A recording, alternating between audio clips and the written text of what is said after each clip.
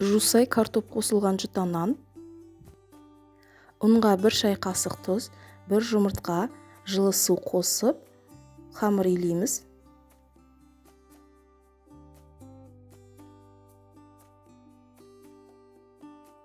Бір шай қасық сұйық май қосып, орташа қамыр илеп, бетін жауып, тұндырып қоямыз.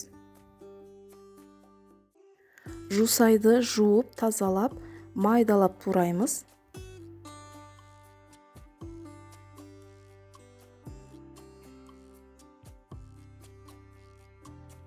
Қабыға аршылған картопты теркадан өткізіп аламыз. Картопқа туралған жусайды қосып, тұз, қара бұрыш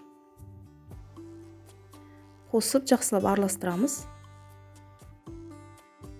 Қамырды 7 бөлікке бөліп, әр бөлікті жұқалап жаямыз.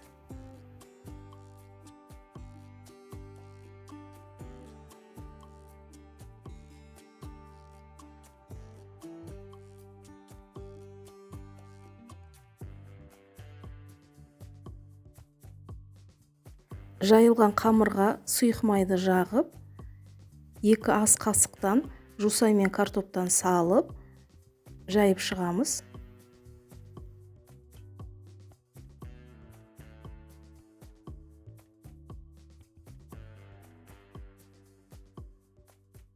Начинкасын жайып болғаннан кейін жұта нанды орап, домалақтап,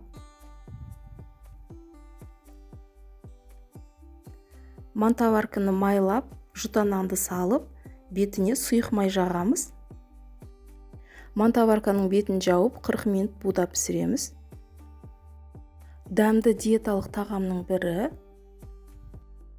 Қалауыңыз бойынша үстіне сары майды ертіп құйсаңыз да болады.